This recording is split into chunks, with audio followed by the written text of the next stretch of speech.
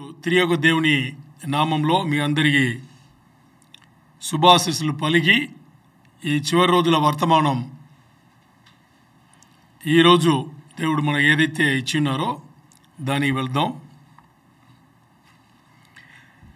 ఈ చివరి రోజుల వర్తమానం దాంట్లో ముఖ్యంగా ఒలివకొండ ప్రసంగం గురించి మనం చూస్తున్నాము.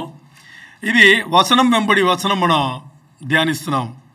ఇలా వచనం వెంబడి వచనం ధ్యానించేటప్పుడు మన మెయిన్ ఫోకస్, ముఖ్యమైన ఉద్దేశం ఏంటంటే చివరి రోజుల గురించి యేసు ప్రభు వారు ఏం చెప్పినారు అనేది మనం ధ్యానం చేస్తున్నాం. మనం దీని ముందు పోయిన వారం వరకు మనం చూసుకున్నది మత్తయి 24:9-14 వచనంలో ఏముంది, ఎలా దేవుడు ఏం చెప్పినారు అని మనం చూసాము. దాంట్లో ఈ శ్రమల కాలం, 7 ఏళ్ల శ్రమల కాలంలో 2 భాగముగా తీసుకున్నాం. మొదటి భాగం మొదటి 3.5 సంవత్సరములు, రెండవ భాగం వచ్చేసి రెండవ 3.5 సంవత్సరములు. సో ఇక్కడ మత్తయి 9 నుంచి 28 వరకు మొత్తానికి 7 ఏళ్ల శ్రమల కాలం గురించి మాట్లాడింటే, మొదటి 3.5 సంవత్సరములు మత్తయి 24:9-14 వచనంలో అన్సిపోయిన వారం చూసుకున్నాం.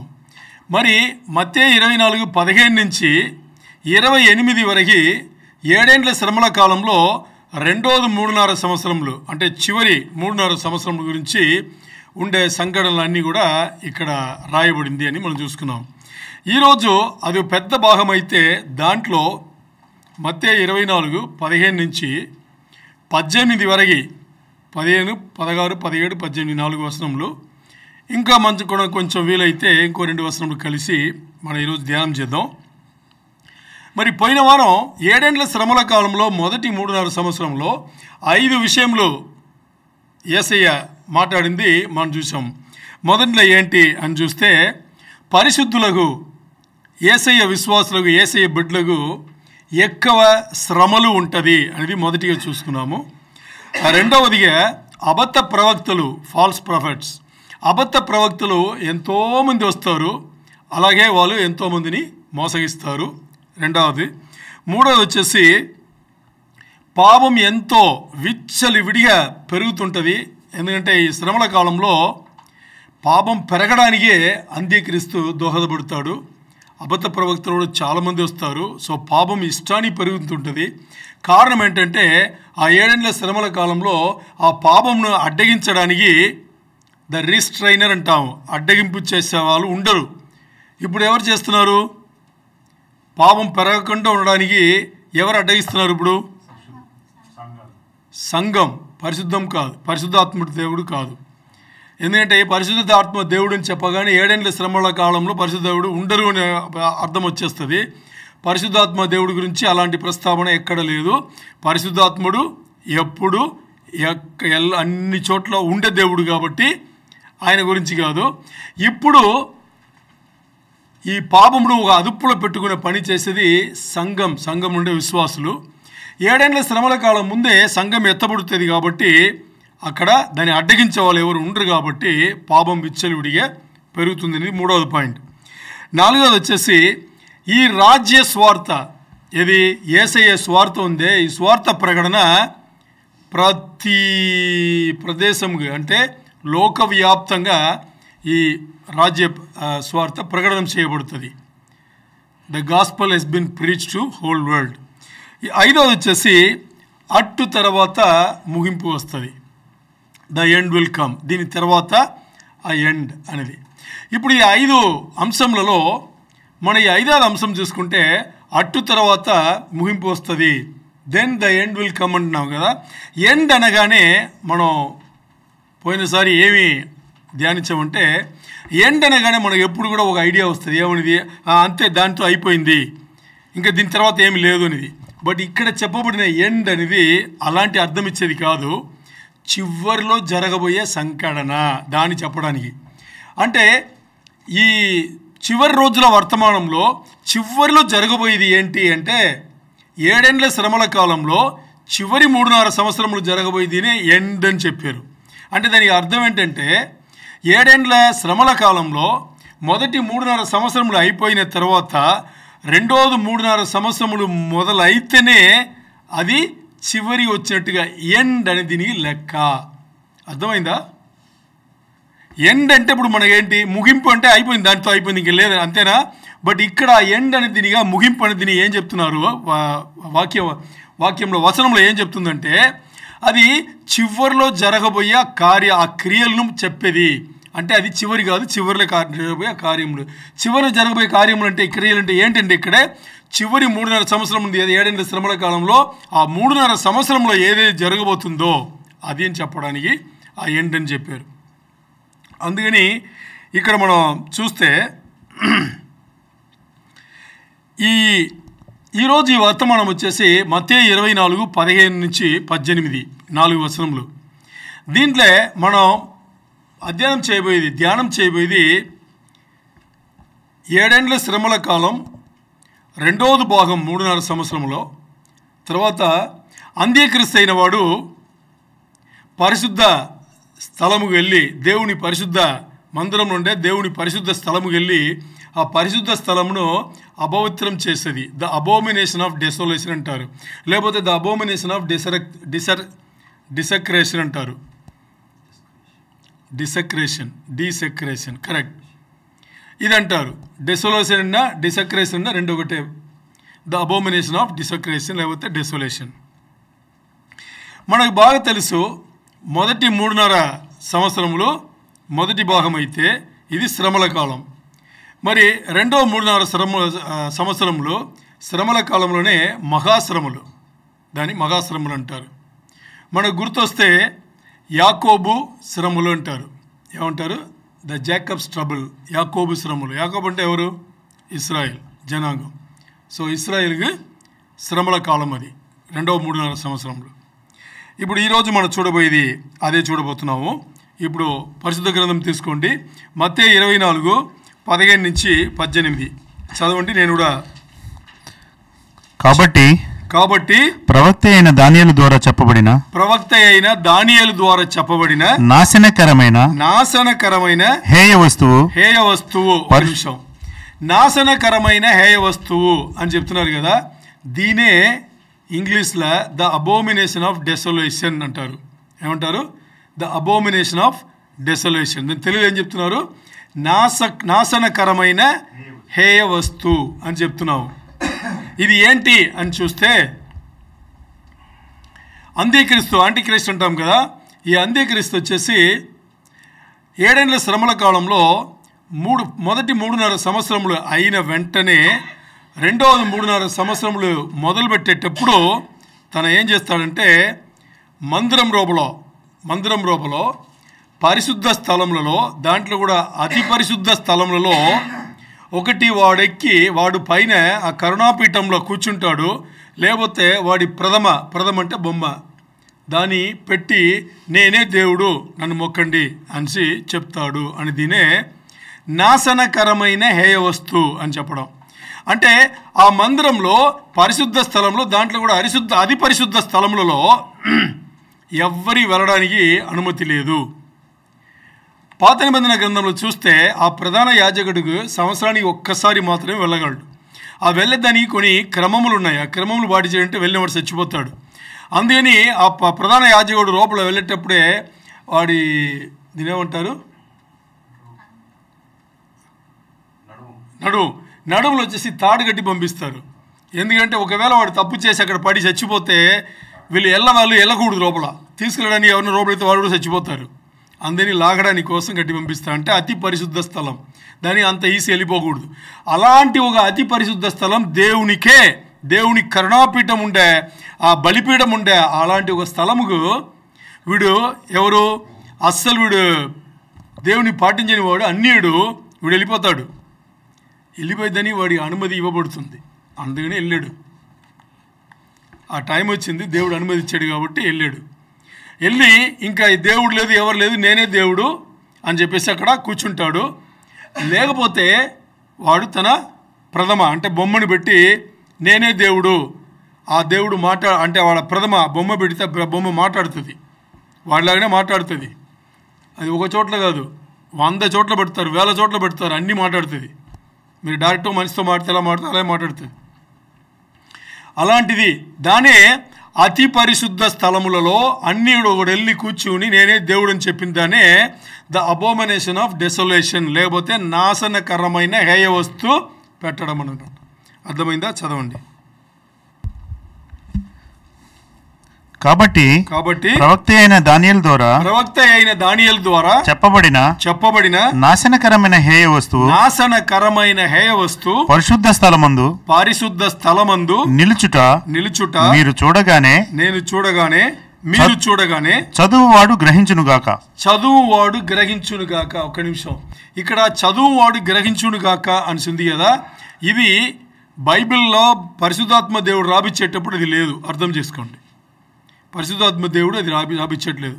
అందుకని మీకు బైబిల్లో చూస్తే అది ఎలా ప్రింట్ అయి ఉంటుందంటే, ఒకటి బ్రాకెట్ లోపల ఉంటుంది, లేకపోతే ఇటాలిక్స్ అంటే ఆ అక్షరం చూస్తే అలా వాలి ఉంటుంది అనమాట.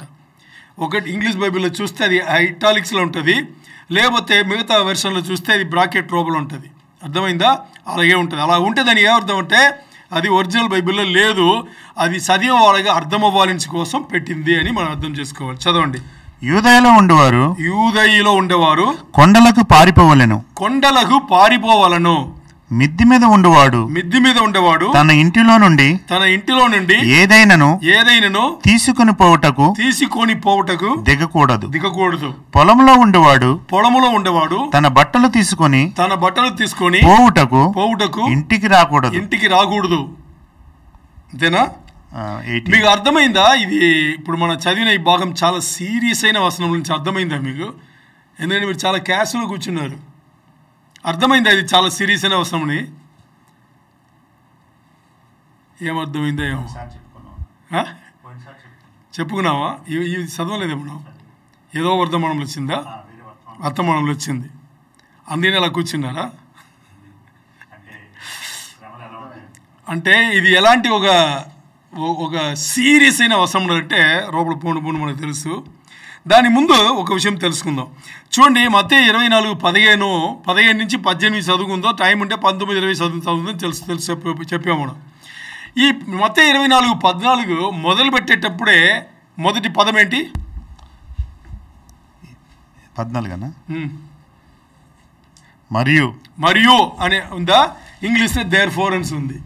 ఏమని ఉంది? ఇంగ్లీష్లో దేర్ ఫోర్ అని ఉంది, తెలుగులో మరియు అంటే ఏమి లేకుండా మరియు అంటారా? అంటారు కదా, ఏదో ఒకటి చెప్తే కానీ మరియు అని మొదలుపెట్టరు. అలాగే ఇంగ్లీష్లో దేర్ ఫోర్ అంటే దేర్ ఫోర్ ఏంటిది అంటే దేని చెప్పేసి దేర్ ఫోర్ అంటున్నారు. దేర్ ఫోర్ అంటేనే అక్కడ ఆల్రెడీ ఏదో ఒకటి చెప్పి ఉన్నారు, అందువలన లేకపోతే మరియు అని చెప్పేసి ఇక్కడ మొదలు పెడుతున్నాం.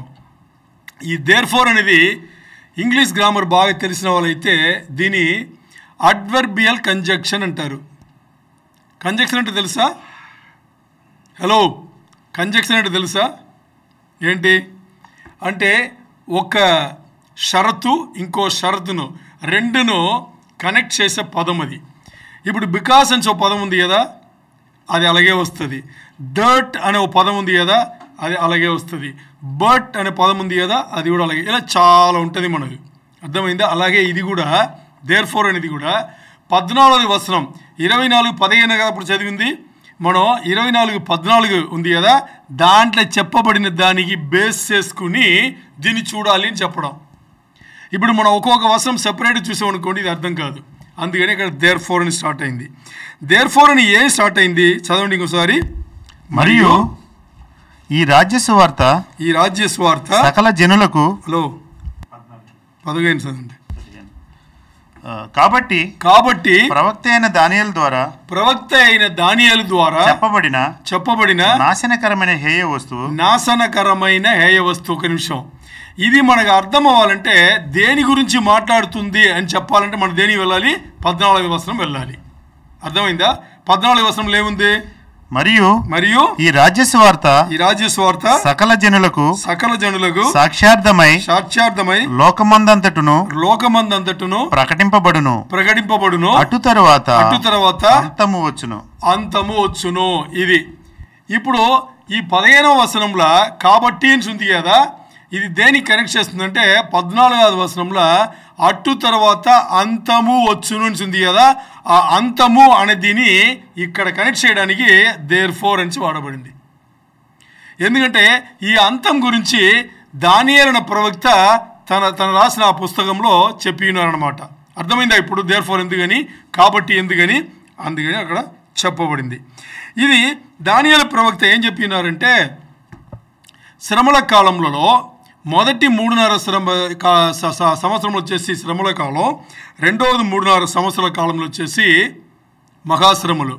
ఇప్పుడు ఈ మత్తయి 24:14 చెప్పబడిన అట్టు తర్వాత అందము వచ్చును, then the end will come అని చెప్పారు కదా, then the end will come అని చెప్పబడింది కదా. దానికి ఇక్కడ ఆ ఎండ్ అనేది ఏంటి అని చూస్తే 7 ఏండ్ల శ్రమల కాలంలో రెండోది 3.5 సంవత్సరములు ఉందే దానే ఎండ్ అంటున్నారు. ఇక్కడ ఎండ్ అనేది దీన్ని వేసి పగలగొట్టేస్తే ఈ మొబైల్ పగిలిపోయింది అనుకోండి, దీంతో అయిపోయింది కదా, అలాంటిది కాదు. అక్కడ ఎండ్ అనేది మొదలవుతుంది అని చెప్పడానికి, అంటే అక్కడ ఎండ్ అనేది 3.5 సంవత్సరములు జరుగుతుంది అని చెప్పడానికి. అందుకని మత్తయి 24:14 అన్ని చెప్పేసి అట్టు తర్వాత అంతము వచ్చును అని చెప్పేసి ఆ అంతమును ఎవరు మాట్లాడారంట కాబట్టి అని చెప్పేసి దానియేలు మాట్లాడిన ప్రవక్త రాసిన దీంట్లో ఇక్కడ ఈ ఎండ్ గురించి మాట్లాడింది అని చెప్పేసి 15వ వచనంలో మీకు అర్థం అవ్వలేదని అనుకుంటా. అర్థమైందా? అర్థమైంది, సంతోషం. ఓకే, ఇప్పుడు మనకి ఈ ఎండ్ అనే దీని మత్తయి 24:14 అట్టు తర్వాత అంతము వచ్చును, లేకపోతే then the end will come అని దీని దానే ద అబోమినేషన్ ఆఫ్ డిసోలేషన్ అంటున్నావు. అంటే అతి పరిశుద్ధ స్థలముకు వెళ్ళి దాన్ని అపవిత్రపరచడం, అదే the abomination of desolation. Okay, దీన్ని మనం కరెక్ట్గా చెప్పాలంటే ఏం చెప్పొచ్చు అంటే మత్తయి 24:15 ఇంకోసారి చూస్తే ఆ హేయమైన వస్తువును, ఆ నాశనకరమైన హేయ వస్తువు అని చెప్పాం కదా, అది ఏంటి, అది ఎలా జరిగిందంటే అది రెండవది 3.5 సంవత్సరంలో 7 సంవత్సరం అంటే రెండవది 3.5 సంవత్సరంలో అది మొదలైంది, ముగింపుకు రాలేదు, అది మొదలైంది. దాని అక్కడ చెప్పబడింది.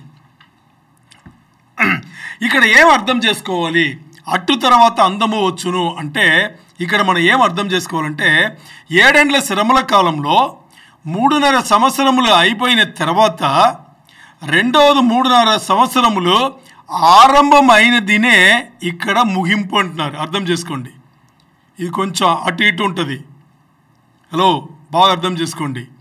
7 ఏండ్ల శ్రమల కాలంలో ముగింపు అని దేని చెప్తున్నారంటే 7 ఏండ్లు అయిపోయిన తర్వాత చెప్పట్లేదు. ఆ ఎండ్ అని దీని ముగింపు అని దీన్ని దేని చెప్తున్నారు, ఎండ్ అని దీని మొదటి 3.5 సంవత్సరములు అయిపోయి రెండవది 3.5 సంవత్సరములు స్టార్ట్ అయిన దీనే ఇక్కడ ముగింపు అంటున్నారు. అంటే ద ఎండ్ హ్యాస్ బిగున్, ఇంగ్లీష్లో చెప్తే ద ఎండ్ హ్యాస్ బిగున్ అంటే ముగింపు ఆరంభమైంది. గుర్తుందా మీకు? దీని ముందు మాట్లాడుకున్నాము, ముగింపు ఇప్పుడు ఆరంభమైంది. అందుకని ఇక్కడ ఓ పాయింట్లు అక్కడ అవ్వట్లేదు, ఇప్పుడు ఆరంభమైంది, ఇది తెలుసుకోవాలి అని ఇక్కడ చెప్పబడింది. ఎందుకు దీన్ని ఇలా చెప్తున్నారంటే 7 ఏండ్ల శ్రమల కాలంలో రెండవది 3.5 సంవత్సరములలో ఏమేమి జరగబోతుంది అని దీన్ని తెలుసుకోవాలని చెప్పేసి ఇక్కడ ముగింపు ఆరంభమైంది, ద ఎండ్ హ్యాస్ బిగున్ అని మనం ఇక్కడ చెప్తున్నాం. ఇది ఎలాగని దీన్ని దానియేలు పుస్తకంలో రాసిన 9వ అధ్యాయంలో 27వ వచనంలో చాలా తేటగా చెప్పి ఉంటారు. చదవండి ఒకసారి. దానియేలు 9:27. అతడు ఒక వారం వరకు అనేకులకు, వినండి ఇక్కడ, అతడు ఒక్క వారము వరకు అనేకులకు. ఇక్కడ ఒక వారం అనేది మన అందరికీ తెలుసు. ఎన్ని సంవత్సరములు? అది 7 సంవత్సరములు. ఒక వారములు 7 రోజులు కాబట్టి ఒక రోజు ఒక సంవత్సరం కాబట్టి 7 సంవత్సరములు. అనేకులకు అతడు ఒక వారముకు ఒక వారం వరకు హ్మ్. అనేకులకు నిబంధనను స్థిరపరచును. అర్ధవారమునకు బలిని నైవేద్యమును నిలిపివేయును. హేయమైనది నిలిచి వరకు నాశనము చేయువాడు వచ్చును. నాశనము చేయువానికి రావాలనని నిర్ణయించిన నాశనము ముగించు వరకు ఇలాగున జరుగును. ఏమన్నా అర్థమైందా? తెలిసైతే నేను ఒకసారి ఇంగ్లీష్లో చెప్తాను, ఆ తర్వాత మీకు ఎక్స్ప్లెయిన్ చేస్తాను. Daniel 9:27 He will confirm a covenant with many for 1/7. In the middle of the 7 he will put an end to sacrifice and offering, and at the temple he will set up an abomination that causes desolation until the end that is decreed is poured out on him. అర్థం ఏంటంటే అంత్యక్రీస్తు అనేవాడు ఇశ్రాయేల్ జనాంగంతో 7 ఏండ్ల సమాధాన ఉడంబడికి వేసుకుంటాడు. బాగా అర్థం చేసుకోండి. మీరు రీసెర్చ్కి వెళ్ళిపోవద్దు, ఆలోచనకి వెళ్ళిపోవద్దు, వింటే చాలు బాగా. ఓకే, అంత్యక్రీస్తు ద యాంటిక్రైస్ట్ ఏం చేస్తాడు? ఇది మనకు తెలిసిందే, మరి దాన్ని చెప్పుకుని లోతుకు వెళ్ళాలని. ఇది అర్థం అవ్వాలంటే అది అర్థం కాదు, అందుకని మీకు రీకాల్ చేస్తున్నా. అంత్యక్రీస్తు యాంటిక్రైస్ట్ వచ్చేసి 7 ఏండ్లు సమాధాన ఉడంబడిక ఇశ్రాయేల్ దేశంతో వేసుకుంటాడు. ఇది 7 ఏండ్ల సమాధాన ఉడంబడిక. ఈ సమాధాన ఉడంబడిక 7 ఏండ్ల వేసుకుని మొదటి 3.5 సంవత్సరంలో మనం మాట్లాడుకున్నాము, తనను స్థిరపరుచుకుంటాడు. ఏం చేస్తాడని మాట్లాడుకున్నాము? మొదటి 3.5 సంవత్సరములలో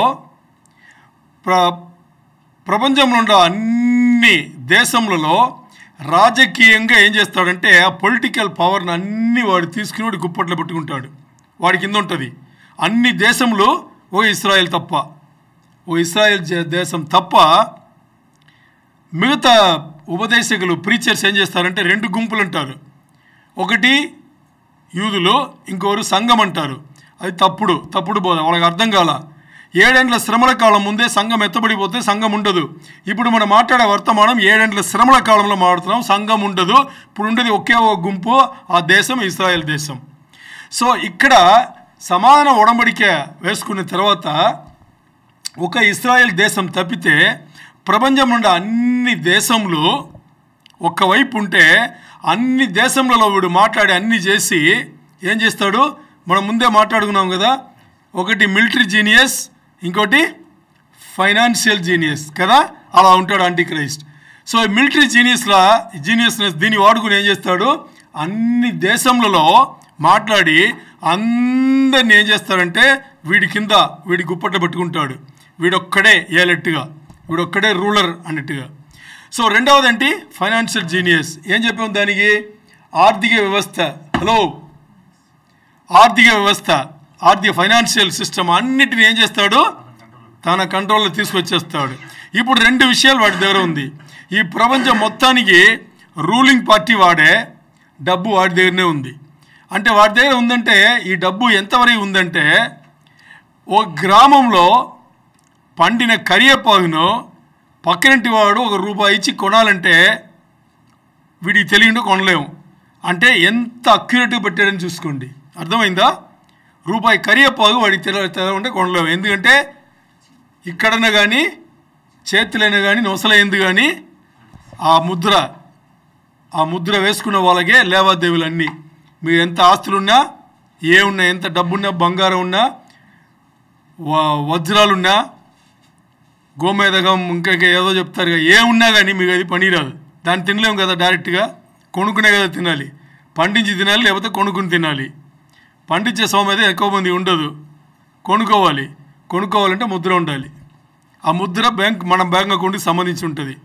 కరెన్సీలు ఉండవు. ఏముండవు కరెన్సీలు. ఏమన్నా కరెన్సీలు లెక్కబట్టే అలవాటు ఉండి ఆశపడేవాలంటే ఇప్పుడే పెట్టుకోండి, తర్వాత ఉండదు. మనం ఉండవు. ఇప్పుడు 7 ఏండ్ల శ్రమల కాలంలో ముందే వెళ్ళిపోతాం. ఓకే, ఇప్పుడు 7 ఏండ్ల ఈ శ్రమల కాలంలో సమాధాన ఉడంబడిక వేసుకుని వీడేం చేస్తాడు? ఈ ప్రపంచం మొత్తాన్ని అన్ని వాడి గుప్పట్లో పెట్టుకుని మొదటి 3.5 సంవత్సరంలో మంచివాడు ఉంటాడు. మంచివాడు ఉంటున్నాయి కదా, అందరినీ ఆకర్షింపజేయడానికి అన్ని మంచివాడుగా ఉంటాడనమాట. మరి ఇప్పుడు ఇక్కడ ఈ వచనం మాట్లాడింది చూసారా, దానియేలు 9:27లో మాట్లాడింది ఏంటంటే సమయం గురించి తేటగా మాట్లాడబడింది. చూడండి, శ్రమల కాలం అనగానే అది 7 ఏండ్లు అని మాట్లాడింది. సమాధాన ఒడంబడిక వేసింది 7 ఏండ్లు అని చెప్పబడింది. మరి మొదటి 3.5 సంవత్సరములు చెప్పింది కదా, అర్ధవారం అని చెప్పింది కదా. మొదటి 3.5 సంవత్సరములు టైం కరెక్ట్గా చెప్పబడింది, శ్రమల కాలం.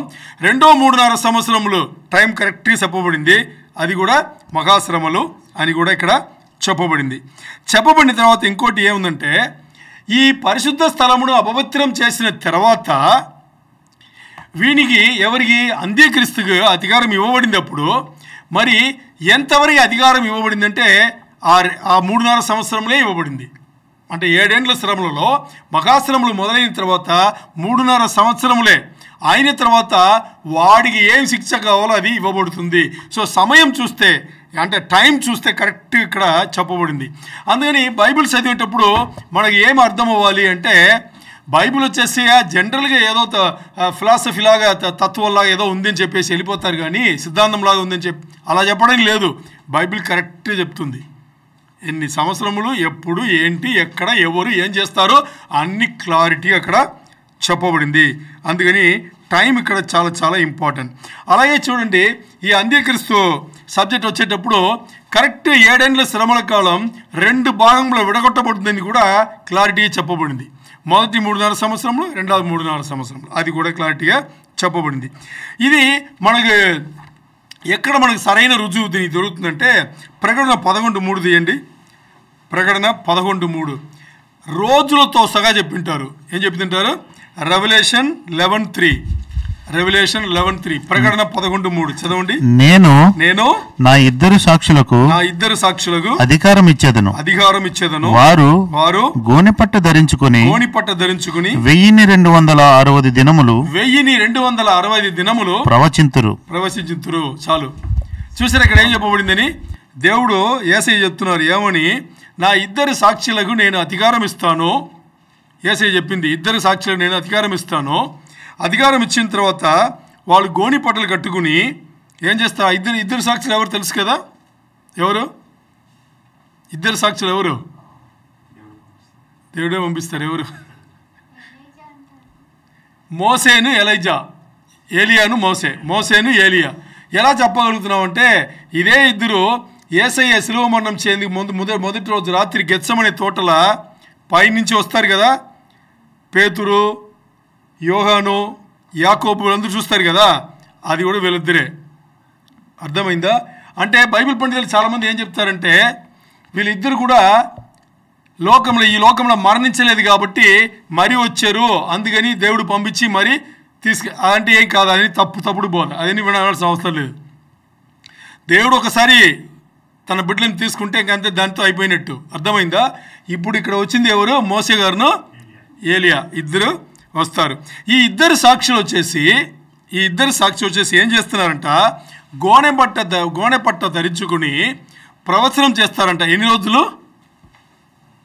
1260 దినములు, 1260 డేస్ వచ్చేసి వాళ్ళు ప్రవచనం చేస్తారు అని ఉంది.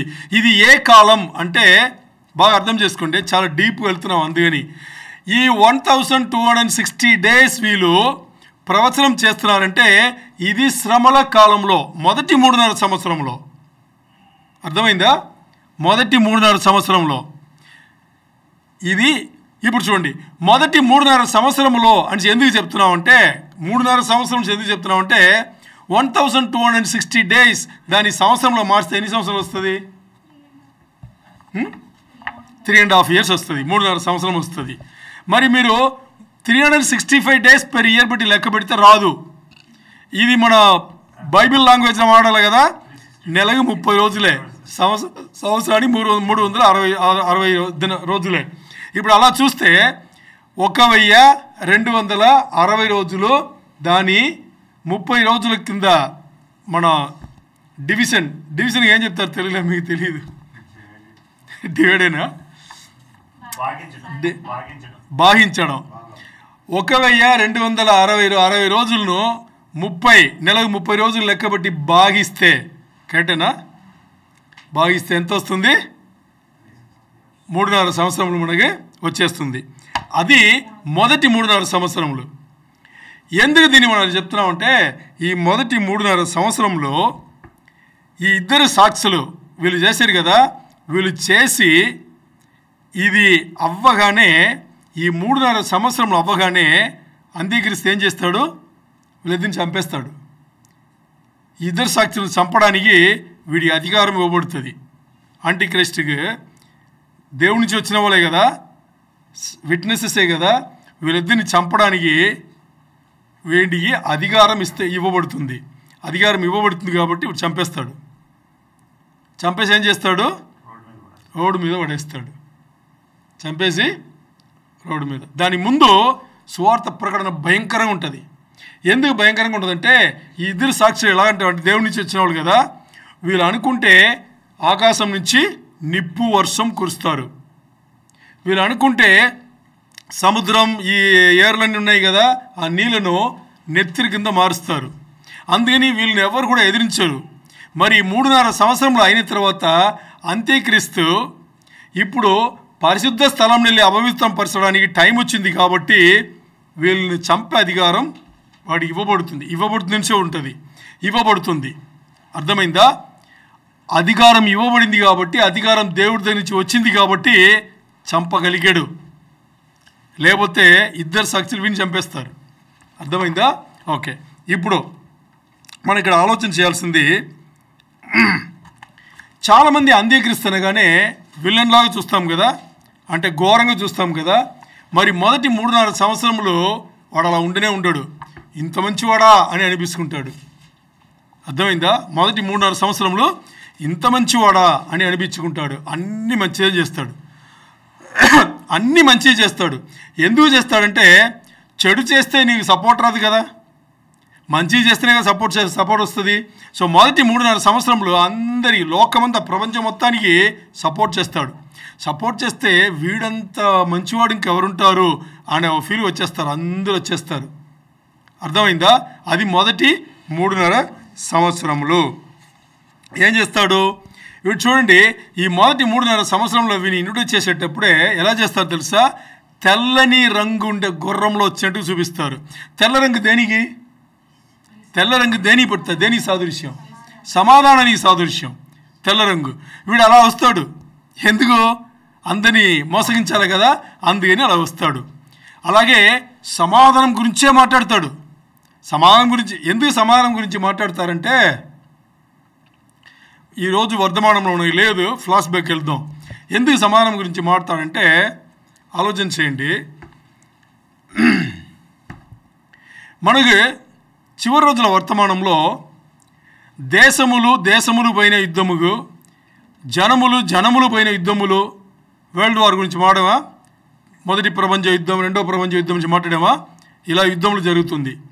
ఇప్పుడు ఇది ఎక్కువ అవుతుంది, కరువులు ఎక్కువ అవుతుంది, భూకంపములు ఎక్కువ అవుతుంది. ఇవన్నీ ఎక్కువను ప్రపంచంలో ఎక్కడన్నా ప్రశాంతం ఉంటుందా? శాంతి సమాధానం ఎక్కడ ఉండదు కదా. అందుకని ఇలాంటిది జరుగుతుండేటప్పుడు 10 రాజులు ఒకటి అవుతారు. ఏమవుతారు? భూరాజులు 10 రాజులు. ఈ తర్వాత మనం చదువుతాము. మీ ఈరోజు వర్తమానం అర్థమవడానికి ఇది బ్యాక్గ్రౌండ్ లాగా చెప్తున్నా. 10 రాజులు ఒకటవుతారు. ఒకటవి ఏం చేస్తారంటే ఒకటయ్యి మిగతా వాళ్ళందరినీ కొట్టుకుని అలా వచ్చేటప్పుడు ఇప్పుడు దీంట్లో 3 వెళ్ళిపోతుంది. 3 విడగొట్టి వెళ్ళిపోతుంది. 3 విడగొట్టి వెళ్ళిపోయిన తర్వాత ఈ 3 నుంచి 1 కలుస్తుంది. 8 అయిందా?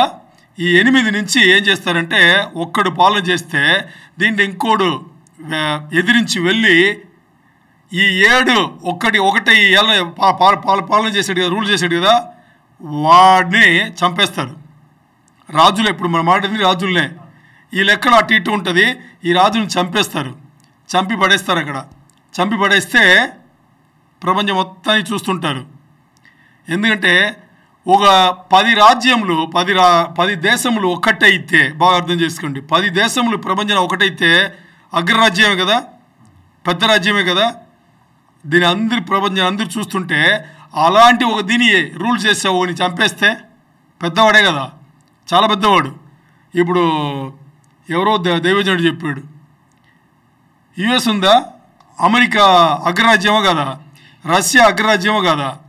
ఒకరోజు ఉదయం మనం లేకనే యూట్యూబ్లో చెప్పేశారు బీడని చనిపోయాడని చెప్పేసి, మరణించాడని, లేకపోతే పుట్టిన చచ్చిపోయాడని చెప్పారు.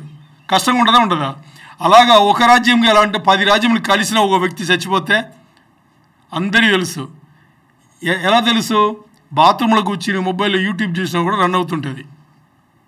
ఆయన చెప్పాడు నాకు, వాడు చచ్చింది ఒక్కసారే, వీళ్ళు 100 సార్లు చంపుతారని యూట్యూబ్లో వేసి ఎప్పుడంతా చెప్తూనే ఉంటారు కదా అన్నిసార్లు. ఓకే, ఇప్పుడు చూడండి, ఇలా అయ్యి వాడు పడిపోయి ఉంటాడు కదా.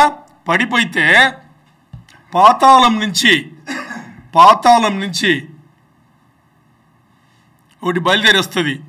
బయలుదేరి వచ్చి ఈ పడిపోయి చచ్చిపోయినాడు కదా, వీడికి ప్రాణం కల్పించి వాడే యాంటిక్రైస్ట్. ఎందుకంటే అందరూ చూస్తుండేటప్పుడు 3 రోజులు రోడ్లోనే పడిపోయి ఉంటాడు. అప్పుడు లేస్తాడు, లేచి నేనే నిజమైన క్రీస్తు అంటాడు. ఏమంటాడు? నేనే నిజమైన క్రీస్తు అని చెప్పేసి అబద్ధం చెప్పి అప్పుడేం చేస్తాడు, ఇలా వచ్చి అన్నిని రాజకీయ వ్యవస్థను తర్వాత ఆర్థిక వ్యవస్థ రెండును పెట్టుకుని ఫుల్ కంట్రోల్లో పెట్టుకుంటాడు. ఓకే, ఇప్పుడు మొదటి 3.5 సంవత్సరంలో ఇవన్నీ జరుగుతుంటుంది. ఇంకా చాలా ఉన్నాయి, ఇవన్నీ జరుగుతుంటుంది. మన రెవల్యూషన్ ప్రకటన వెళ్ళేటప్పుడు తేటగా చూస్తాం. ఇది జరుగుతుంటే ఈ మొదటి 3.5 సంవత్సరంలో వీడు పెద్ద సమాధానకర్త అయిపోతాడు. ఏమైపోతాడు? సమాధానకర్త. వీడికి జాలరా వేయడానికి ఒక అబద్ధ ప్రవక్త అక్కడే లేస్తాడు, ఇశ్రాయేలునే లేస్తాడు వాడు. వీళ్ళిద్దరు కలిపి ఏం చేస్తారంటే అన్ని భయంకరంగా సెట్ చేస్తారు. 3.5 సంవత్సరములు చివరికి వచ్చేటప్పుడు ఈ ఇద్దరు సాక్షులను అంగీకరిస్తూ చంపేస్తాడు. వాళ్ళు 3 రోజులు అలా పడిపోయి ఉంటారు. 3వ రోజు పైనుంచి దేవుడు స్వరం వినిపించి లేచి నా దగ్గర రండి అని చెప్పేసి తీసుకుంటాడు ఆయన. అయిపోయింది వీళ్ళ కథ. 3.5 సంవత్సరం ఇది అవ్వగానే ఇప్పుడు కరెక్ట్ 3.5 సంవత్సరంలో ఇది ముగింపడుతుంది. ఇప్పుడు వీడు ధైర్యం తెచ్చుకుంటాడు. వీడికి ధైర్యం వచ్చింది ఎక్కడ? ఇవన్నీ దీన్ని చెప్పడానికి ఇంత చెప్పింది. వీడి అంగీకరిస్తే ధైర్యం వచ్చింది ఎక్కడ? దేని ధైర్యం వచ్చింది? మందిరం లోపల ఉండే అతి పరిశుద్ధ స్థలముకి వెళ్ళి నేనే దేవుడి నుంచి కూర్చోడానికి ధైర్యం వచ్చింది ఎప్పుడంటే మొదటి 3.5 సంవత్సరంలో ఇద్దరు సాక్షులకు చంపడానికి అధికారం ఇవ్వబడి చంపాడా, చంపగానే వీడి ధైర్యం వస్తుంది. ధైర్యం వచ్చి ఏం చేస్తాడు? వెళ్తాడు. ఇంకా ఆర్థిక వ్యవస్థ ఫైనాన్షియల్ యూనివర్సల్ ఫైనాన్షియల్ సిస్టమ్ నా దగ్గర వచ్చేసింది.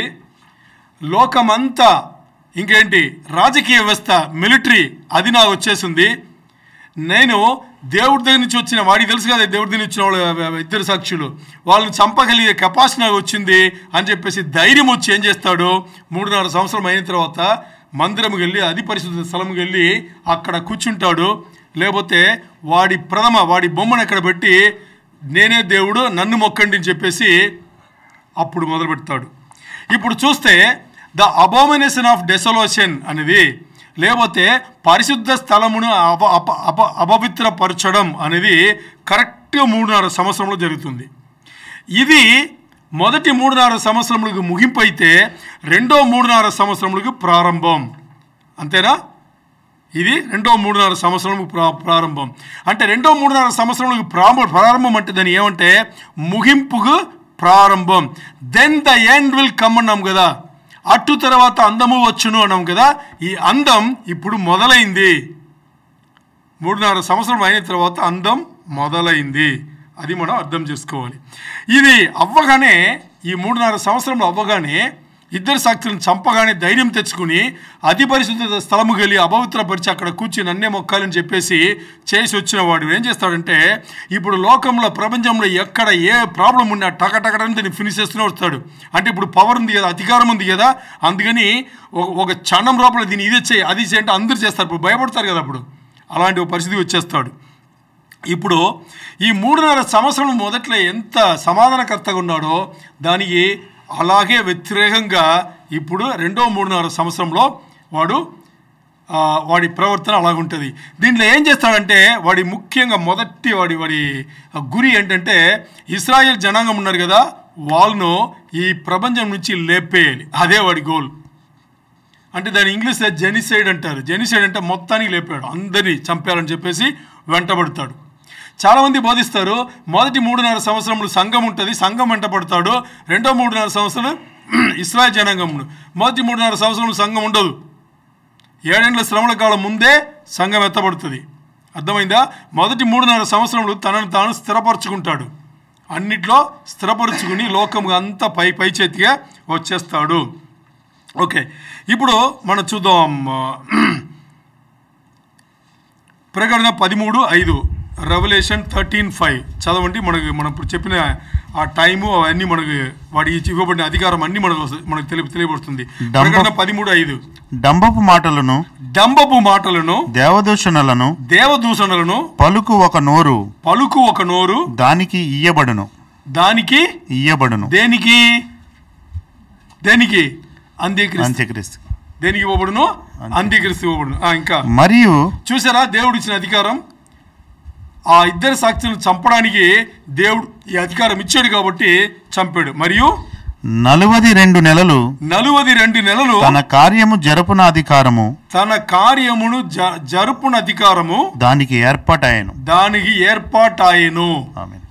అర్థమైందా? 42 నెలలు అంటే ఎంత? 42 మంత్స్ అంటే ఎంత? ఎన్ని సంవత్సరములు, ఎన్ని రోజులు? 42 మంత్స్ అంటే ఎన్ని రోజులు?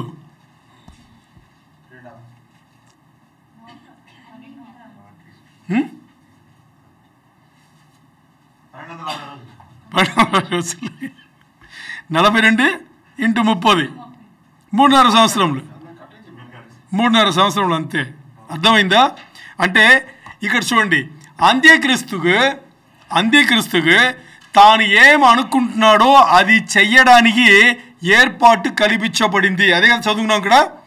అంత్యక్రీస్తుకు తాను ఏది అనుకున్నాడో అది వాడి ఇష్టానికి చేసుకోవడానికి వాడికి ఏర్పాటు కలిగింది. ఎంత టైంకు? 3.5 సంవత్సరములు. ఇది రెండో 3.5 సంవత్సరములు. అంత్యక్రీస్తు శ్రమలు పట్టేది, మగాశ్రమలు పట్టేది రెండో 3.5 సంవత్సరంలే. మరి చూడండి, టైం ఎన్ని చోట్ల కరెక్ట్ 3.5 సంవత్సరం, 1260 రోజులు అన్నీ చెప్తూనే ఉన్నాయి. ఓకే, ఇప్పుడు ఇది కలుగగానే అంటే మొదటి 3.5 సంవత్సరములో అంత్యక్రీస్తు తనను స్థిరపరుచుకున్నాడు. రెండోది 3.5 సంవత్సరంలో మొత్తం ప్రపంచం వాడి కంట్రోల్కి వచ్చింది. కంట్రోల్కి రాగానే రెండోది 3.5 సంవత్సరములలో వాడు తెగించాడు. దేన్ని తెగించాడు? ఇశ్రాయేల్ను మొత్తానికి లోకం నుంచి లేపేయాలి, ప్రపంచం నుంచి లేపేయాలని చెప్పేసి తెగించాడు. తెగించి ఏం చేశాడు? తరవడానికి మొదలుపెట్టాడు. మొత్తాన్ని వాళ్ళను తరవడానికి మొదలుపెట్టాడు. మొదలుపెడితే అప్పుడు వీళ్ళు తెలుసుకోవాలి. ఎవరు? ఇశ్రాయేల్ జనాంగం తెలుసుకోవాలి. దేనికి తెలుసుకోవాలి? ఎప్పుడైతే పరిశుద్ధ స్థలం అపవిత్రపరచడానికి వాడు వెళ్ళి అక్కడ కూర్చున్నాడో అదే వాళ్ళకు గుర్తు. వాళ్ళు పరిగెట్టాలి. ఇప్పుడు వాళ్ళకి టైం లేదు. అర్థమైందా? వాళ్ళకి టైం, దేనికి టైం లేదు? వాళ్ళు ఇంకా ఎక్కడ ఉన్నారో అక్కడ ఉండడానికి వాళ్ళకి వీలు లేదు, వాళ్ళకి టైం లేదు, వాళ్ళు పరిగెట్టాలి. ఇప్పుడు చూడండి, ప్రకటన 12:6 చదవండి. ఆ స్త్రీ అరణ్యమునకు పారిపోయాను. అచ్చట వారు 1260 దినములు ఆమెను పోషింపవలెనని దేవుడు ఆమెకు ఒక స్థలము సిద్ధపరిచి ఉంచెను. ఎన్ని దినములు? 1260 days. ఎన్ని సంవత్సరములు? ఎన్ని నెలలు? అన్నీ ఒకటే. 1260 days అన్నా, 42 months అన్నా, 3.5 years అన్నా అన్నీ ఒకటే. అందా? ఏంటంట ప్రకటన 12:6 ఆమె ఒక స్త్రీ అరణ్యముకు పారిపోయాను అంటే ఆ స్త్రీ అనేది ఎవరు కాదు? ఇశ్రాయేల్ దేశం. ఆ స్త్రీ అనేది ఇశ్రాయేల్ దేశం. ఎన్ని సంవత్సరములు, ఎన్ని దినములు అరణ్యముకు పారిపోయిందంట? 3.5 సంవత్సరములు. అంటే రెండో శ్రమల కాలం, అంటే మహాశ్రమల కాలంలో 3.5 సంవత్సరంలో ఉండలేక, ఎందుకంటే వీడు తరవడానికి మొదలుపెట్టాడు. ఎవరు ఉండకూడదు, తరవడానికి మొదలుపెట్టాడు కాబట్టి పరిగెట్టాలి. అంటే ఎందుకు వాళ్ళ వెంటబడ్డాడు? అంత్యక్రీస్తు ఇశ్రాయేల్ జనాంగం వెంట ఎందుకు పడ్డాడు అంటే దానికి ఒక కారణం. ఏం కారణం అంటే ఇశ్రాయేల్ జనాంగం నుంచే మెస్సయ్య వచ్చాడు. రక్షకుడు వచ్చాడు. రక్షకుడును తీసుకొచ్చింది వీలే అని చెప్పేసి సాతానుగా పాడట్లేదు. అందుకని వాళ్ళని మొత్తానికి లేపేయాలనేది. మరి ఆలోచన చేయండి, వాళ్ళని పెట్టి వాళ్ళు ఏర్పరచుకున్న దేవుడే మనను ఏర్పాటు రూపంలో తీసుకొచ్చారు. మనని ఏర్పాటు రూపంలో తీసుకొచ్చే ఈ టైంలో ఎన్నో వేల సంవత్సరములు వాళ్ళు శ్రమల కిందనే, హింసల కిందనే ఉన్నారు, ఇబ్బంది కిందనే ఉన్నారు. అంటే వాళ్ళకి మనం చెల్లించాల్సిన ఆత్మీయంగా మనం వాళ్ళకి చెల్లించాల్సిన ప్రార్థనలు ఎన్నో ఉన్నాయి. ఇశ్రాయేల్ జనాంగంలో ఎవరు అర్థం చేసుకోవాలి. అన్యులు వచ్చేసి చాలామంది రీప్లేస్మెంట్ థియాలజీ నుంచి మాట్లాడతారు. అంటే దేవుడు ఇశ్రాయేల్ జనాంగం వదిలేసి అన్యులను పట్టుకున్నారు విశ్వాసం అని చెప్పేసి, వాళ్ళ మాట వినలేదని చెప్పేసి. No, wrong teaching. అది కాదు. వాళ్ళకని ఓ టైం ఉంది, ఆ టైంలో వాళ్ళు రియలైజ్ అవుతారు. అంతవరకు అన్యులను దేవుడు సమకూరుస్తున్నారు అనేది మనం తెలుసుకోవాలి. సో ఇక్కడ ఏదో చేశాను నేను. దేవుడు ఇశ్రాయేల్ జనాంగమును మర్చిపోలేదు. అర్థం చేసుకోవాలా? దేవుడు ఇశ్రాయేల్ జనాంగమును మర్చిపోలేదు అంటే ఇక్కడ ఇంతవరకు మనం మాట్లాడింది మత్తయి 24:15-18 చదువుని ఇంతవరకు మనం మాట్లాడింది టైం ఒకటి గురించే మాట్లాడాము. టైం చూసారా? 7 ఇయర్స్ ట్రిబులేషన్. 2 భాగంగా ఉంది. మొదటి భాగం 3.5 సంవత్సరంలో అంత్యక్రీస్తు చాలా మంచివాడు, సమాధానకర్త, అన్ని అధికారం అన్నీ వాడి కంట్రోల్లో తీసుకున్నాడు. ఫైనాన్షియల్ సిస్టమ్, ఆర్థిక వ్యవస్థ, పొలిటికల్ సిస్టమ్, రాజకీయ వ్యవస్థ రెండుని తీసుకున్నాడు, తనను తాను స్థిరపరుచుకున్నాడు. మరి కరెక్ట్గా 3.5 సంవత్సరంలో 2 సాక్షులను చంపేశాడు. చంపడానికి వాడికి అధికారం ఇవ్వబడింది. వాడి ఇష్టానుసారంగా వాడు ఏమనుకున్నాడో అది చేయడానికి వాడికి ఏర్పాటు కలిగించబడింది. అందువల్ల చంపేసి అతి పరిశుద్ధ స్థలముకు అపవిత్రపరచడానికి తానే వెళ్ళిపోయి దేవుని ఒక బలిపీఠం పైన, కరుణాపీఠం పైన కూర్చున్నాడు. లేకపోతే వాడి ప్రథమను పెట్టేసి నన్నే మీరు మొక్కాలని చెప్పేసి వచ్చాడు. ఇవన్నీ 7 ఏళ్ల శ్రమల కాలంలో జరుగుతున్న విషయం. ఇది 3.5 సంవత్సరములు ఇది జరిగిన తర్వాత రెండో 3.5 సంవత్సరములు ముగింపుకు ఆరంభం. దేనికి ముగింపుకు ఆరంభం? ఈ ప్రపంచ ముగింపుకు ఇది ఆరంభం. 7 ఏళ్ల శ్రమల కాలంలో రెండోది 3.5 సంవత్సరంలో ప్రపంచవ్యాప్తంగా ముగింపుకు ఇది ఆరంభం. Then the end will come. అటు తర్వాత అంతము వచ్చును. అర్థమైందా? దానికి ఆరంభం ఇది. మీకు ఇన్ని వచనములు చూపించాను కదా, చివరిలో ఇంకో వచనం బాగా స్థిరంగా చూపిస్తాను. ప్రకటన 12:14, రెవల్యూషన్ 12:14 చదవండి. అందువలన ఆమె అరణ్యములో ఉన్న తన చోటికి ఎగురినట్లు గొప్ప పక్షిరాజు రెక్కలు 2 ఆమెకి ఇవ్వబడును. అచ్చట ఆ సర్ప ముఖమును చూడకుండా ఆమె ఒక కాలములో అర్ధకాలము పోషించబడును. అర్ధకాలమును పోషింపబడును. ఇది మీకు అర్థం అవ్వాలంటే చెప్తాను. ఇక్కడ చూడండి, ఆ స్త్రీ అనేది అరణ్యము పారిపోయిన ఆ స్త్రీ అనేది ఇశ్రాయేల్ జనాంగం అని తెలుసు. సర్పము ముఖము చూడకుండా అంటే సాతాను ముఖం, సాతాను పెట్టే అంత్యక్రీస్తు కదా, సాతాను పెట్టే హింసల నుంచి తప్పించుకోవడానికి అరణ్యం పారిపోవడానికి దోహదపడింది. ఇప్పుడు ఎంత టైం అని చెప్పడానికి ఏం చెప్పారు ఇక్కడ? ఇంగ్లీష్లో at times and half a time అని ఉంది. కాలములు, అర్ధకాలము. మనం దీని ముందే ఒక వర్ధమానంలో చూసుకున్నాము.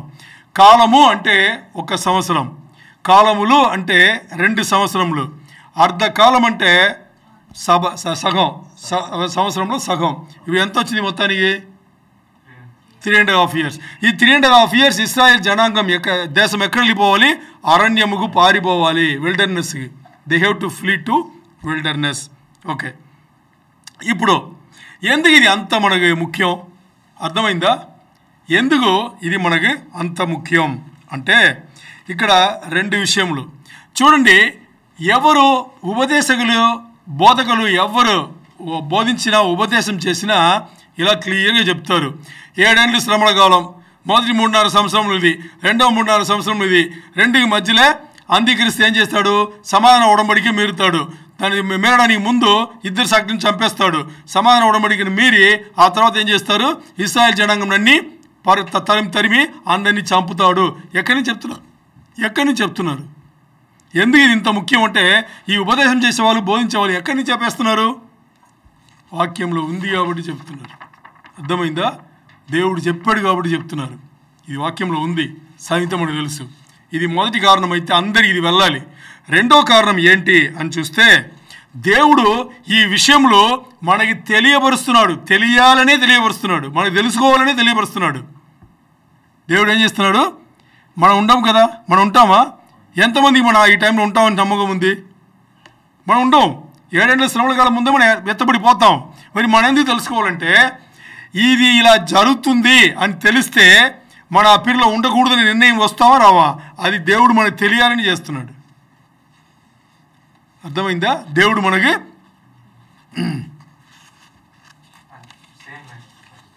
ఓకే. ఇప్పుడు మొదటి కారణం ఎందుకు మనం ఇంతవరకు ఈ సమయం గురించి 7 సంవత్సరం 3.5 సంవత్సరం అంత్యక్రీస్తు, 2 సాక్షులు, ఇశ్రాయేల్ దేశం జనం తరబడం, ఇవన్నీ మనం ఎందుకు చదువుతున్నాము అంటే 2 విషయములు. ఇది ఒకటి, ఎవరు ఉపదేశం చేసినా దేవుని వాక్యం గురించి 7 ఏళ్ల శ్రమల కాలం గురించి ఎవరు ఉపదేశం చేసినా వాళ్ళు చెప్తూనే ఉంటారు. దీన్ని ఎందుకు చెప్తారు? ఎక్కడి నుంచి చెప్తారు? ఎందుకు చెప్తాను తర్వాత ఎక్కడి నుంచి చెప్తున్నారు? బైబిల్లో ఉంది కాబట్టి మొదటి కారణం, దేవుడు చెప్పాడు కాబట్టి. రెండో కారణం ఏంటి? దేవుడు ఈ విషయంలో మనం తెలుసుకోవాలని చెప్తున్నాడు. ఎందుకు మనం తెలుసుకోవాలి? ఇప్పుడు 7 ఏళ్ల శ్రమల కాలంలో ఎవడు ఉంటాడో వాడు తెలుసుకుంటే బాగుంటుంది. మరి మనం ఉండం, విశ్వాసులు అయిపోయినాము, దేవుని బిడ్డలు అయిపోయాము. మన 7 ఏళ్ల శ్రమల కాలం ముందే సంఘం ఎత్తబడి గుంపులో మనం వెళ్ళిపోతాం దేవుడి దగ్గర. మనం ఎందుకు తెలియాలంటే, 7 ఏళ్ల శ్రమల కాలంలో ఉంటే ఏమేమి జరుగుతుందని మనకు తెలిస్తే ఆ శ్రమల కాలంలో ఉండకూడదు అని నిర్ణయం తీసుకుంటామా? ఉండకూడదు నిర్ణయం తీసుకుంటే దాని దగ్గర ఉండే జీవితం మార్చుకుంటామా? దేవుని దగ్గర అవుతామా? ఎత్తబడే గుంపుకి సిద్ధపడతామా? దానికి దేవుడు మనకి తెలియాలనే మనకి రావిచ్చాడు, మన చేతికి పెట్టాడు. అది అర్థం అవ్వాలి. ఎందుకంటే ఎందుకు ఈ సమయములు, ఈ కాలములు, వీళ్ళు వస్తారు, వీళ్ళు చేస్తారు అన్నీ దేవుడు చెప్తున్నారంటే, దేవుడు ఈ 7 ఏళ్ల శ్రమల కాలంలో ఎందుకు 70 సంవత్సరాలు పెట్టలేదు? ఎందుకు 700 సంవత్సరాలు పెట్టలేదు? పెట్టినొచ్చు కదా. ఎందుకంటే దేవుడు మంచివాడు కాబట్టి. 7 సంవత్సరాల కన్నా ఎక్కువ ఎవడు తట్టుకోలేడు.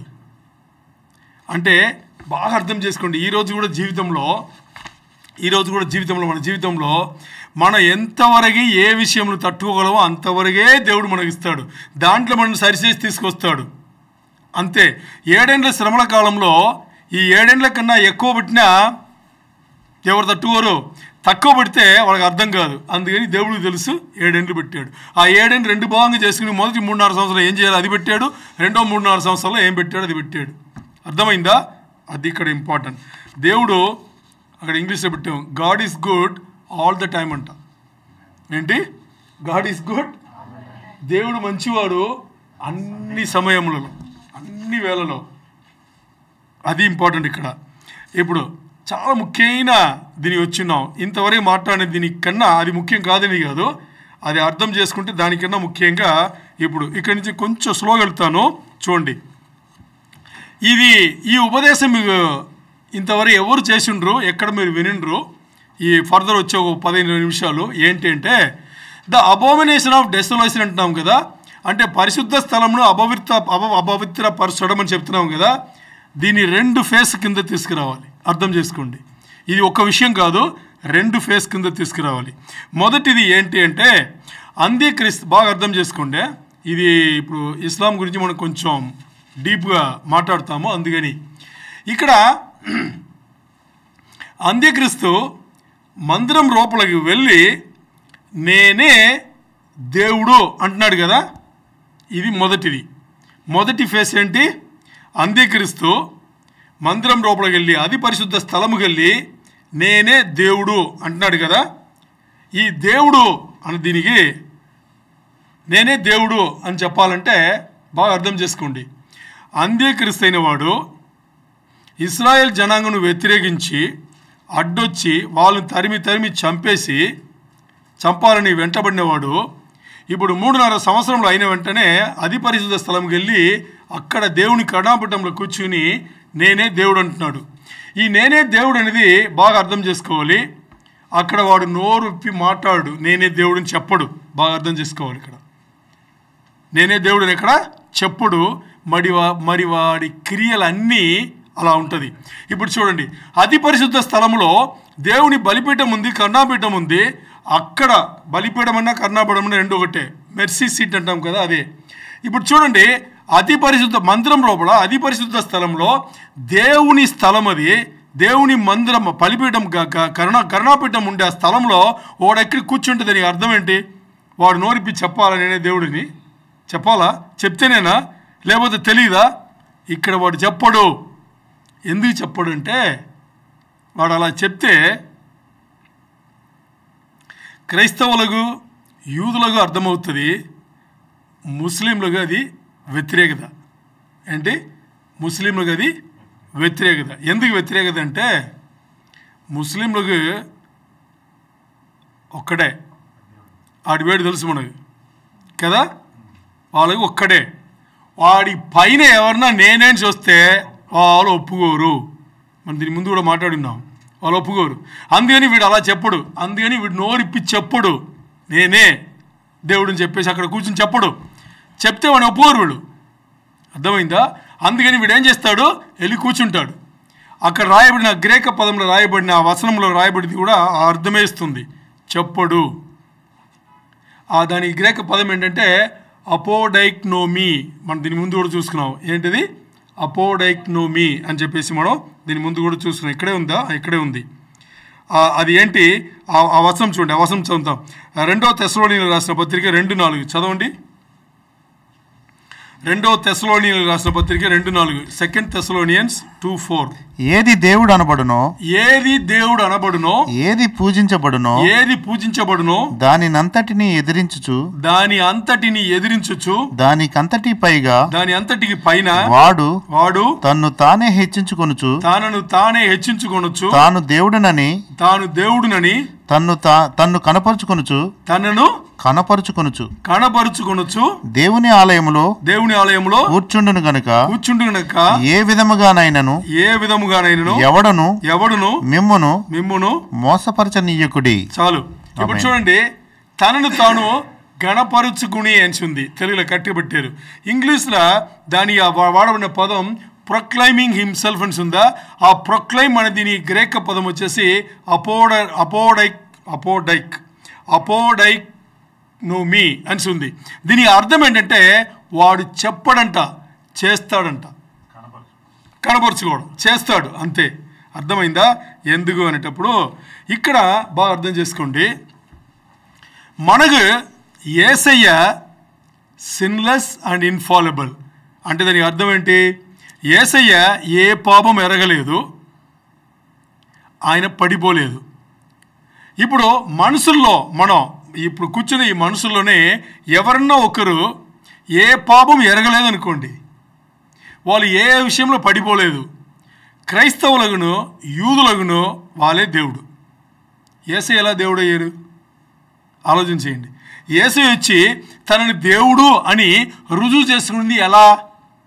ఇప్పుడు యేసయ్య అందరూ పుట్టినట్టు శరీరధారిగా పుట్టాడా? ఎస్, అందరు పుట్టినట్టు శరీరధారిగానే పుట్టాడు. దేవుడే పుట్టింది శరీరధారిగానే పుట్టాడు, మనిషిగా పుట్టాడు అనమాట. మనిషి అంటే అమ్మ ఇక్కడ మనిషే కదా, పుట్టాడు. మరి పుట్టి 33.5 సంవత్సరంలో ఎలా జీవించాడు? సిన్లెస్, ఏ పాపం ఎరగలేదు, మనిషిగానే జీవించాడు ఆయన. మరి ఏ పాపం ఎరగలేదు, దేంట్లో పడిపోలేదు కూడా, ఏ వీక్నెస్ లేదు ఆయనకు. ఆయనని దేవుడిని ఒప్పుకున్నాం మనం కదా. యూదులగును క్రైస్తవులగును ఒక మనిషి ఏ పాపం ఎరగలేదు, అలాగే దేంట్లో పడిపోలేదంటే దేవుడే, మనం ఒప్పుకుంటాం. మరి వీళ్ళు మనం ఇప్పుడు ఉన్నామా ఈ దేశంలో? వీళ్ళు ఏం చేస్తారంటే ఏ పాపం ఎరగని మనిషి, ఏ విషయంలో పడిపోని మనిషి ఉన్నా కానీ వాళ్ళు ఒప్పుకోరు. వాళ్ళు రక్షకుడి కింద, మెస్సియా కింద వాళ్ళు ఒప్పుకోరు. వాళ్ళు ఒప్పుకునేది ఒక్కడే ఒకడు. ఎవరు? తెలుసు కదా, లా ఆడంతే. ఒప్పుకోరు వాళ్ళు. వాళ్ళ ఒక్కడనే పట్టుకుని దానిపైన ఎవరన్నా గణపరుచుకుంటే మేము ఒప్పుకోము అనేస్తారు. అందుకని వీడు ఏం చేస్తాడంటే చెప్పడు. అర్థమైందా? ఇప్పుడు చూడండి, వీడు చేసిన క్రియ ఒకటే. ఒక గుంపు ఒకలాగా అర్థమవుతుంది, ఇంకో గుంపు ఇంకోలాగా అర్థమవుతుంది. చూసారా?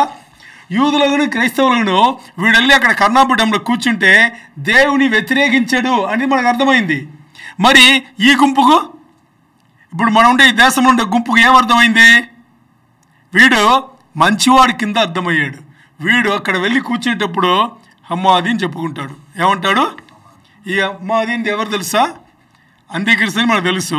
వీళ్ళు ఎవరంటే వాళ్ళకి మెస్సయ్య, వాళ్ళకి రక్షకుడు, వాళ్ళకి సేవియర్. అర్థమైందా? సో మొదటి పాయింట్ వీడు ఏం చేస్తాడంటే అంత్యక్రీస్తు మందిరం లోపల వెళ్ళి అతి పరిశుద్ధ స్థలముకి వెళ్ళి అక్కడ కూర్చుని ఏం చేస్తున్నాడు? నేనే అమ్మాది అంటున్నాడు. అనేటప్పుడు మనకు వ్యతిరేకత అయిపోయింది. యూదులను క్రైస్తవులు ఉండరు, అప్పుడు క్రైస్తవులు ఉండరు కదా. ఆ టైంలో కొంతమంది తయారవుతారు, ఇద్దరు సాక్షులు వచ్చి తయారు చేస్తారు కదా, వాళ్ళు ఉంటారు. ఇప్పుడు యూదులను క్రైస్తవులను వాడు వ్యతిరేకత అయ్యాడు. మరి వాళ్ళకేమయ్యాడు? మంచివాడయ్యాడు. అంటే ఎలా చూపించుకోవడం తెలుసా? దేవుడినిచ్చి పంపబడిన ప్రతినిధి అని అనుకుంటాడు. వాళ్ళు వాడినే ఎదురు చూస్తున్నారు. సో వీడు చేసింది ఒక్క పని, ఇద్దరు గుంపులకు సమాధానం ఇచ్చాడు. మొదటి ఏం చేశాడు? మందిరంకి వెళ్ళాడు, అక్కడ కూర్చుని నేనే దేవుడు అని చెప్పేసి గణపరిచాడు. ఇది మొదటిదైతే, ఇప్పుడు రెండవది చూస్తాం మనం.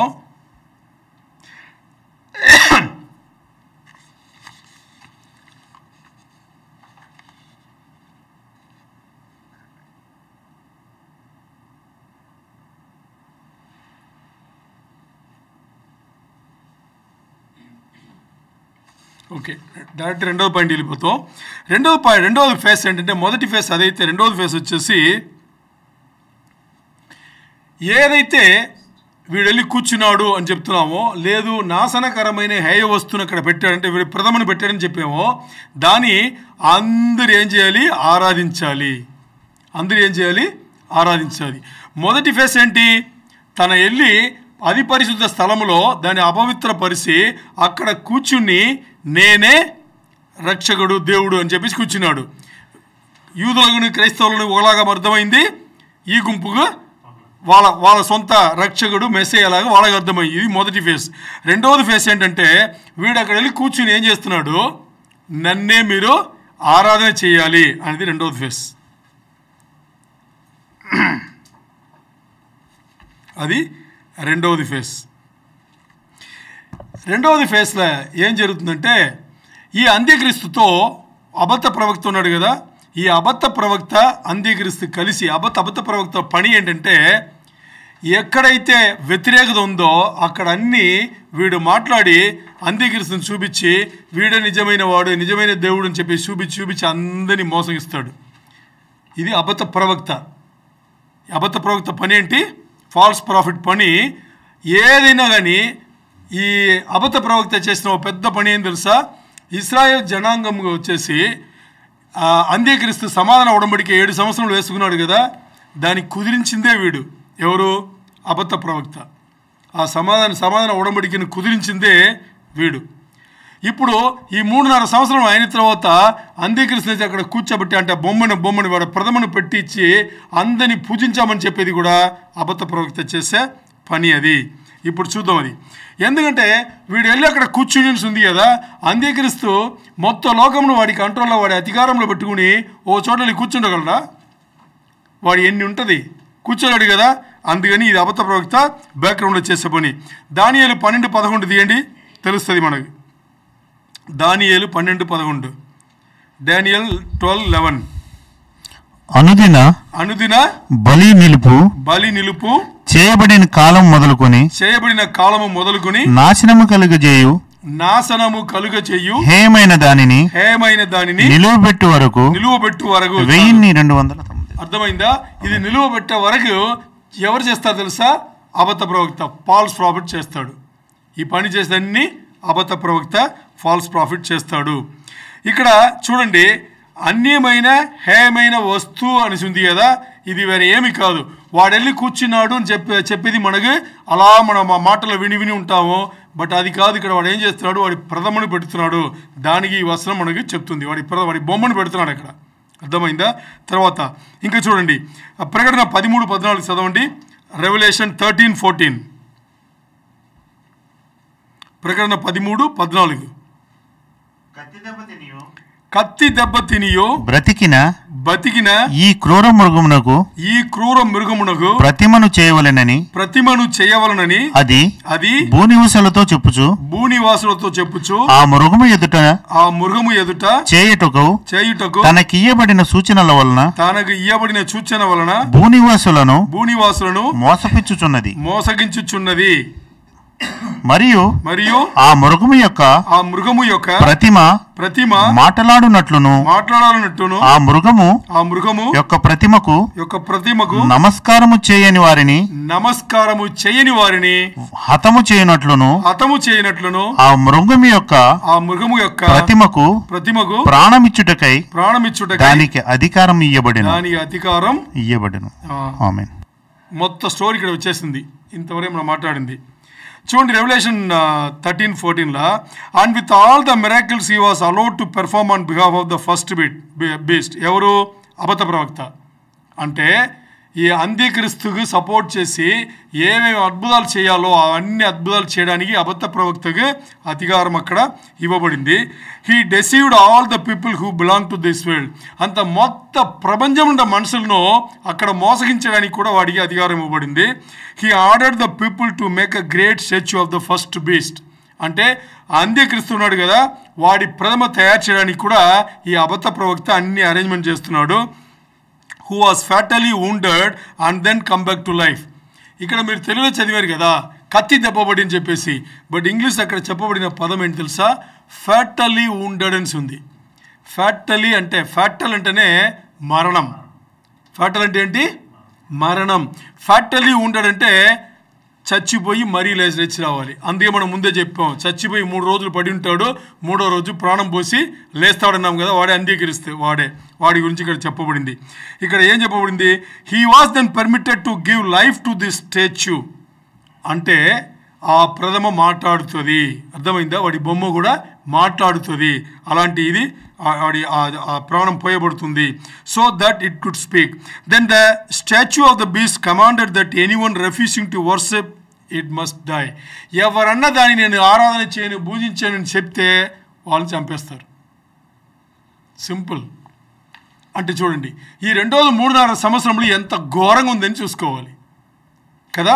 ఈ 3.5 సంవత్సరంలో చాలా చాలా ఘోరంగా ఉంది. అదే అర్థం చేసుకోవాలి. ఓకే, ఇప్పుడు మనం మాట్లాడేది ఏం మాట్లాడుతున్నామంటే బాగా అర్థం చేసుకోండి. యేసయ్య ఏమేమి చేస్తున్నారు, దీని ముందు వచ్చి వెళ్ళిపోయింది, ఇంకా రాబోయేది రెవల్యూషన్ల, దానియల్లా, జకర్యాల అన్ని చోట్ల అన్ని ఇంత తేటగా రాయబడి ఎన్నో కొన్ని కోట్ల బైబిళ్ళు ప్రింట్ చేసి సాఫ్ట్ కాపులు కోట్ల ఎంతోమంది ప్రపంచంలో ఉన్నా కానీ యేసయ్యని ఎందుకు నమ్మరు? అర్థమైందా మీకు? క్వశ్చన్ అర్థమైందా? యేసయ్య గురించి, జీసస్ క్రైస్ట్ గురించి ప్రపంచంలో తెలియని వాళ్ళు ఎవరైనా ఉన్నారా? హార్డ్ కాపులు బైబిల్ గ్రంథం ఈ పుస్తకంలో ఎన్నో కోట్లు ఎన్ని కోట్లు ప్రింట్ అయి ఉన్నాయి. ఈ ఒక్క వెర్షన్ కాదు, ఎన్నో వెర్షన్స్లు కోట్లు ప్రింట్ అయి ఉన్నాయి. ఇది కాకుండా నాలాంటి వాళ్ళు నేను ఎక్కువ సాఫ్ట్ కాపీస్ చదువుతా. అంటే కంప్యూటర్లో ఓపెన్ చేసిన స్క్రీన్లో పెట్టి నేను ఎక్కువ చదువుతుంటాను. సో నాలాంటి చదివే వాళ్ళు ఎన్నో కోట్ల సాఫ్ట్ కాపీలు కోట్ల వెర్షన్స్ అన్నీ ఉన్నాయి. ఏమున్నాయి దాంట్లో బైబిల్లో? పాత నిబంధన అంటే ఏంటి, దేవుడు అంటే ఎవరు, కొత్త నిబంధనలు యేసయ్య ఎందుకు వచ్చారు, యేసయ్య ఆల్రెడీ వచ్చేసి వెళ్ళిపోయింది దేనికోసం, ఇంకా దేనికోసం వస్తారు, ఏమేమి చేస్తారు, ఇవన్నీ ఉన్నాయి. మరి ఎందుకు వీళ్ళు నమ్మట్లేదు? ఎందుకు నమ్మలేదంటే ఒక నిజం చెప్తా, లోతైన నిజం చెప్తాను వినండి. ఎందుకు వీళ్ళు నమ్మలేదంటే, వీళ్ళు చిన్న నుంచి వీళ్ళు పెరుగుతారు కదా, పెరిగేటప్పుడే వీళ్ళ గ్రంథం ఉంటుంది కదా, వీళ్ళ గ్రంథంలో వాళ్ళకి ఎలా నేర్పబడుతుందంటే, చిన్న నుంచి ఎలా నేర్పబడుతుందంటే, వీళ్ళ గ్రంథంలో కూడా ఈసా అనే పేరుంది. అది జీసస్ఏ, యేసుక్రీస్తు వారే. ఈసా, ISA, ఈసా అని ఉంటుంది. ఈయన వస్తాడంట, ఆయన ప్రవక్త కింద పెట్టారు. ఈయనను ప్రవక్త కింద పెట్టి ఆ ప్రవక్త చనిపోయి మరణించారు, మరి వస్తారని రాశాడు. దాంట్లోనే రాయబడింది. మరి వచ్చే ఈయన వాళ్ళకు అబద్ధ ప్రవక్త. అర్థం చేసుకున్నారా మీరు? మరి వచ్చే ఈ ఈసా జీసస్ యేసయ్య వాళ్ళకి వాళ్ళ పుస్తకంలో ఎలా రాయించబడింది? అబద్ధ ప్రవక్త. అబద్ధ ప్రవక్త యేసు ప్రభు వారిని పెడితే మనకి అంత్యక్రీస్తున్నాడు కదా, యాంటిక్రైస్ట్, వాళ్ళకి రక్షకుడు. అలా ఉంది వాళ్ళ దగ్గర. ఇక పున్నా నమ్ముతారా వాళ్ళు? మన ఏ స్వార్థ చెప్పినా ఒప్పుకుంటారా వాళ్ళు? అది మ్యాటర్ ఇక్కడ. అంటే ఈ పేజ్ ఫుల్ ఉంది, నేను సింపుల్గా మీకు చెప్పా. అదే ఎస్, ఇదే వాళ్ళ సిద్ధాంతం అది. ఇప్పుడు మన ఏదైతే రక్షకుడు అని చెప్పేసి వచ్చేసి వెళ్ళిపోయినా ఇన్ని రుజువులు చూసి మన జీవితంలో అద్భుతాలు చూసి ఆశ్చర్యకార్యములు సూచకార్యములు అన్నీ చూసి మన దేవా ఏసే అంటున్నామో, వాళ్ళు రేపు మనకి ఏదైతే అంత్యక్రీస్తు వస్తున్నాడో వాడు మన అతి పరిస్థితుల స్థలము వెళ్ళి కర్ణాపట్టంలో వెళ్ళి కూర్చుని ఏం చేస్తున్నాడు? నేనే అమ్మాది అంటున్నాడు. వాళ్ళ సేవియర్, వాళ్ళ రక్షకుడు, ఈ ప్రపంచానికి సేవియర్ అంటున్నాడు. మరి నిజమైన సేవియర్ యేసయ్య వచ్చేటప్పుడు అబద్ధ ప్రవక్తగా ఫాల్స్ ప్రాఫిట్గా చూపించుకుని ఏం చేస్తున్నారు? అక్కడ ఒప్పుకోవట్లేదు. మరి మనకు చూసారా ఎలా వ్యతిరేకత అయిందని? అది సాతాను చేసిన అరేంజ్మెంట్. అది ఏం చేస్తారు? మీరు ఏ స్వార్థ చెప్పండి, లోపల వాళ్ళు నవ్వుకుంటారు. ఇప్పుడు వాళ్ళు వచ్చి మనకి వాళ్ళ స్వార్థ చెప్తే మనం ఏం చేస్తాం? నవ్వుతామా లేదా? అలాగే సాతాను రెడీ చేశాడు. సాతాను ఒక విషయంలో చాలా గొప్పవాడు. ఏం తెలుసా? కాపీ కొట్టి దీంట్లో ఇప్పుడు వీరేం తెలియదు. అక్కడ పరలోకం నుంచి తన్ని తోయబడి వచ్చాడు కదా, అక్కడ ఆర్గనైజేషన్ అన్నీ చూశాడు. దేవుడు ఎలా చేశాడు అదే సెటప్ చేసుకున్నాడు ఇక్కడ వచ్చి. ఆ సెటప్లో ఇంకా వెళ్తుంది, కొత్తగా రాదు వాడికి. ఎందుకంటే సృష్టి అనేది దేవుడికి మాత్రమే వచ్చు, దేవుడికి మాత్రమే తెలుసు. ఇప్పుడు మన ఇక్కడ ఏదో చేస్తాం కదా, అది సృష్టి కింద రాదు. ఉండే దీన్ని కలపడం అని అంతే. మనకి కలపడం తెలుసు, మిక్స్ చేస్తాం మనం అంతే. ఇక్కడ మనుషులు ఏమి వాళ్ళు కనుక్కున్నా కానీ అది సృష్టి కింద రాదు. ఒకటి డిస్కవరీ కింద వస్తుంది, లేకపోతే ఇన్వెన్షన్ కింద వస్తుంది. ఏంటి? ఒకటి డిస్కవరీ లేకపోతే ఇన్వెన్షన్ కింద వస్తుంది, క్రియేషన్ కింద రాదు. ఎవడన్నా ఒకడు ఒక సెంటెన్స్లో ఐ క్రియేటెడ్ దిస్ అంటే వాడిని దేన్ని తీసుకొట్టాలో కొట్టచ్చు. క్రియేషన్ ఒక్కడిగే, అది దేవుడిగే, మన దేవునికే, వేరెవరు లేదు. సో ఇలా కథలు వెళ్తుంది. సో ఈ రెండు ఫేసులు ఎలాంటి ఫేసులు? రెండు ఫేసులు ఏమేమి ఫేసు? మొదటి వచ్చేసి మొదటి స్టేజ్లో అంత్యక్రీస్తు మందిరం లోపలికి వెళ్తున్నాడు. అతి పరిశుద్ధ స్థలముకి వెళ్ళి అపవిత్రపరిచి నేనే హమాది అని చెప్పేసి అక్కడ ఆ క్రియ చేశాడు. రెండవది ఫేస్ ఏంటి? అంత్యక్రీస్తు తన బొమ్మను అక్కడ ప్రతిమను పెట్టుకుని అందరినీ పూజించమని చెప్తాడు, ఆరాధన చేయమని చెప్తాడు, లేకపోతే చంపేస్తానని చెప్తాడు. దీనికి దోహదపడితే ఎవరు? అబద్ధ ప్రవక్త. అర్థమైందా? అది ఇక్కడ మనం మాట్లాడుకునుంది. నేను ఒకటి చెప్తాను చూడండి, వాళ్ళ పుస్తకం నుంచే చెప్తా. అర్థమైందా? వాళ్ళ పుస్తకం ఉంది కదా, వాళ్ళ ఏదో గ్రంథం ఉంది కదా, దాంట్లో ఒక నంబర్ వేసింది చూడండి, సాహీ ముస్లిం అని చెప్పేసి 416985 చూసారా? దాంట్లో చూడండి, ముస్లిమ్స్ ఫైట్ ద జ్యూస్. వాళ్ళకి చెప్పబడిందా? వాళ్ళకి ఇవ్వబడిన సిద్ధాంతం అది. Muslims fight the Jews. ఇంకేముంది? The Muslims shall kill the Jews to the point that the Jews shall hide behind a big rock or a tree, and the rock or tree shall call on the Muslim, saying, Hey, O Muslim, there is a Jew behind me, come and kill him, except the Garkat tree, which will not say, for it is the tree of Jews. ఏమర్థమైంది మీకు? అంటే వాళ్ళ సిద్ధాంతమే యూదులు చంపాలి. అర్థమైందా? యూదులను చంపాలంట. అది ఎంత ఘోరంగా చంపుతారు తెలుసా? వీళ్ళు ఎక్కడనో చెట్టు కింద దాక్కుంటే, ఒక రాయి కింద, బండ కింద దాక్కుంటే, ఆ బండ ఇస్లాం వాళ్ళు పిలుస్తుందంట, ఓ ముస్లిం రా, నా వెనకాల జూ నోడని చంపి అని చెప్తుందంట. ఓ చెట్టు చెప్తుందంట, ఒక కొండ చెప్తుంది, బండ చెప్తుందంట. అంటే దీనికి అర్థం ఏంటంటే చెట్టు కొండ మాట్లాడదేని కాదు, వాళ్ళ వ్యతిరేకత అంత ఉంది. ముస్లిం వాళ్ళ దగ్గర జ్యూస్కు అంత వ్యతిరేకత, వాళ్ళని చూస్తే చంపేయాలి. ఇది ఎక్కడుంది? వాళ్ళ సిద్ధాంతంలో వాళ్ళ గ్రంథంలో రాశారు. ఇంకా వాళ్ళ తెలియని స్వార్థ చెప్తే ఏమంటుంది? మరి వాళ్ళు కూడా ఈరోజు దేవుడు కొంతమందిని లేపుతున్నాడు. డైరెక్ట్ ఎందుకు యేసయ్యనే ముఖాముఖిగా వాళ్ళకి కనిపించేడే నిజమైన దేవుడు నేనురా అని చెప్తే కానీ వాడికి కదలట్లేదు. మనం చెప్తే కదలట్లేదు కదా. యేసయ్యనే దిగుతున్నారు, దర్శనంకి వస్తున్నారు. వాళ్ళ జీవితంలో ఎన్నో మహత్కార్యం, సూచకార్యంలో, అద్భుత కార్యంలో అన్నీ చేసి తిప్పేస్తున్నారు. యేసయ్యని నమ్ముతున్నారు. వచ్చి ఎంతమంది ఈరోజు ఇరాన్లో చూడండి, పాకిస్తాన్లో చూడండి, సౌదీలో తెలుసా మనకు ఎంతమంది ఉన్నారని? అంతమంది అందరూ యేసయ్యనే స్వయంగా వచ్చి పట్టబడి. ఇప్పుడు ఇంకోసారి చదవండి మనం చదివిన వాక్య భాగం మత్తయి 24:15-18 బాగా అర్థమవుతుంది. మత్తయి 24:15-18, మాథ్యూ 24:15-18 చదవండి. స్పీడ్. మత్తయి 24:15-18. కాబట్టి ప్రవక్త అయిన దానియేలు ద్వారా చెప్పబడిన నాశనకరమైన హేయ వస్తువు పరిశుద్ధ స్థలమందు నిలుచుట మీరు చూడగానే చదువువాడు గ్రహించునుగాక.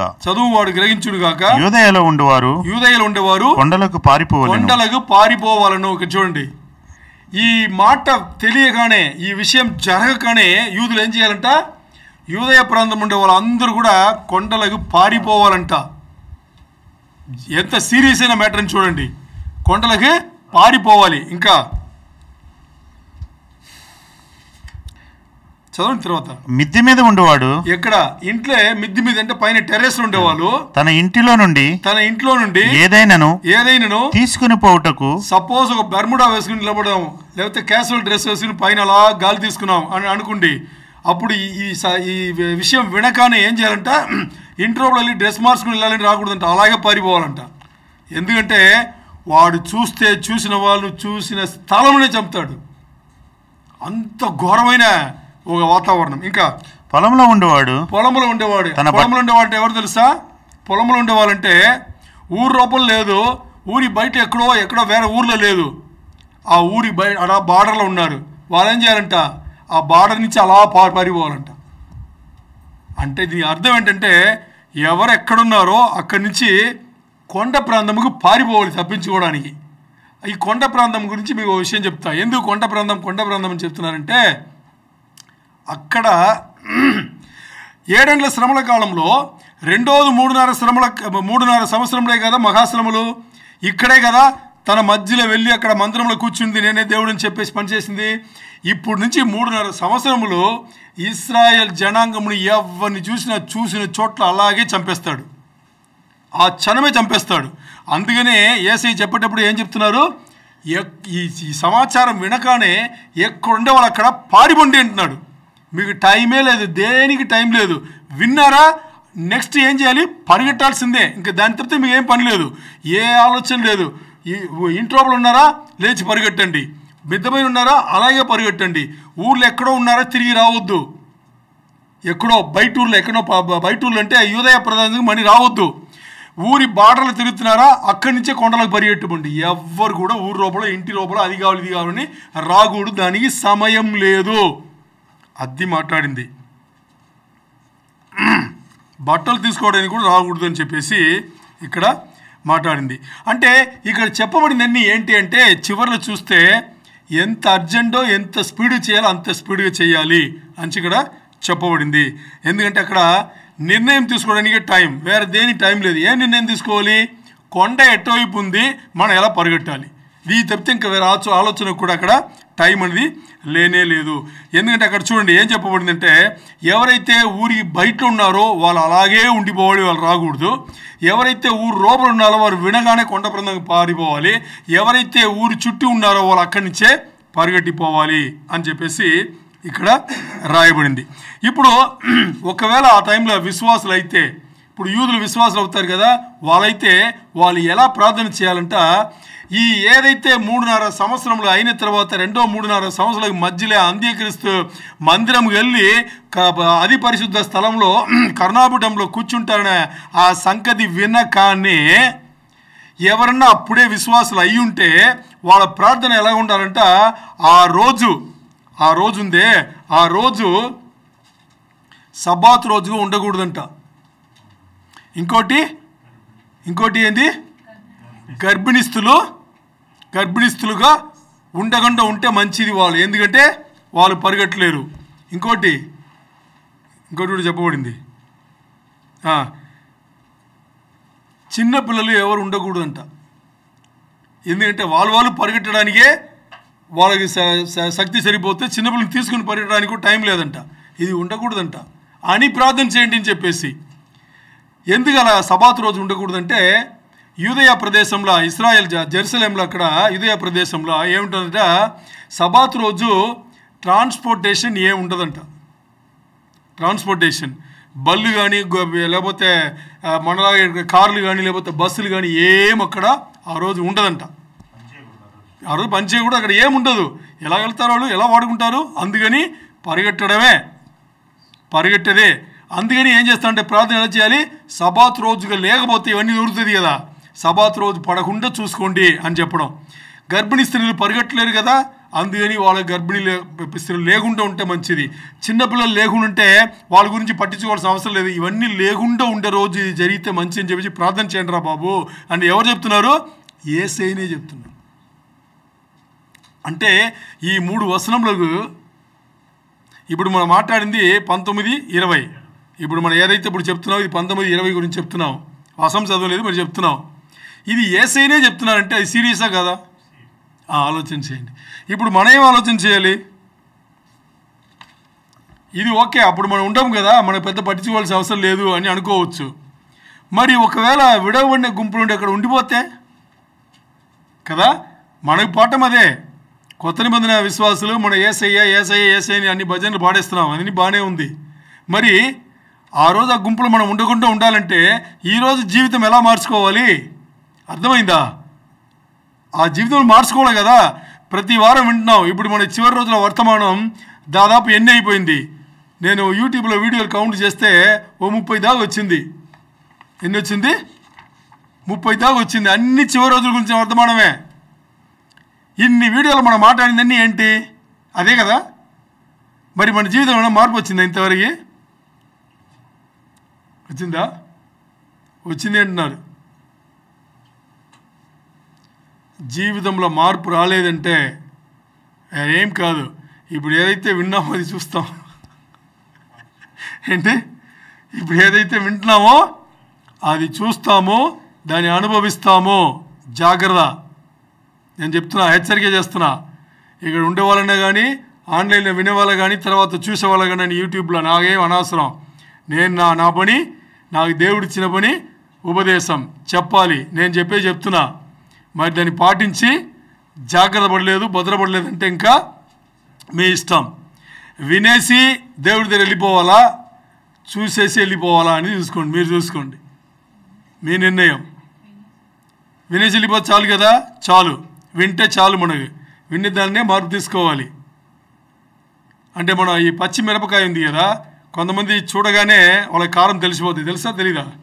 తెలిసిపోతుంది. మరి కొంతమందికి దాన్ని లైట్గా తీసిన అలా కొరిగితేనే తెలుస్తుంది. ఇంకొంతమందికి దాన్ని పుల్లుగా తిన్నే తెలియదు. అంటే కారం ఎక్కువ కావాలి. వాళ్ళందరూ అక్కడ ఉంటారు. ఇక్కడ శ్రమల కాలంలో, రెండవ మహాశ్రమల కాలంలో అందరూ ఉంటారు. అందుకని ఈ మిర్చిని, పచ్చిమిర్చిని గుర్తుపెట్టుకోండి. చూస్తేనే కారంగా ఉంది. ఇక్కడ ఎలా ఉంది? చూస్తేనే కారంగా ఉంది. దాన్ని లైట్గా టేస్ట్ చేయడానికి కూడా మనం తట్టుకోలేము. ఆ లైట్గా టేస్ట్ చేయడం మొదటి 3.5 సంవత్సరంలో. ఇంకా బాగా తినాలంటే 2-3 తినాలంటే తినండి, మీ ఇష్టం. చెప్ప బాధ్యత నాది. నేను చెప్తున్నా, జీవితాలు మార్చుకునే బాధ్యత మీది. పరిశుద్ధాత్మ దేవుణ్ణి పిలవండి, మాట్లాడండి. ఇప్పుడు ఈ మత్తేయు మాత్రం కాదు, యెరెమీయా కూడా చెప్పినారు. యెరెమీయా ఎంత ఘోరంగా చెప్పినారు చూడండి. 2 వచనం ఒకే వచనంలో 2 వెర్షన్ నుంచి చదువుతున్నాము. యెరెమీయా 37.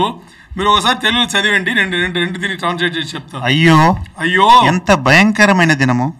అర్థమైందా ఏం ఆడుతున్నారు అనేది? ఏది ఆ అంత్యక్రీస్తులే 3.5 సంవత్సరాల మధ్య కూర్చున్నాడే, దాని గురించి మాట్లాడుతున్నారు. అయ్యో ఎంత భయంకరమైన దినం అది. అట్టి దినము మరి ఒకటి రాదు. అది అది యాకోబు సంతతి వారికి ఆపద తెచ్చు దినము అయినను వారు దానిలో పడకుండా రక్షింపబడుదురు. వాళ్ళ రక్షణ ఉంది. ఎందుకంటే 2-3 సంవత్సరములు యేసయ్య మరి వచ్చేది వాళ్ళ కోసమే వస్తున్నారు.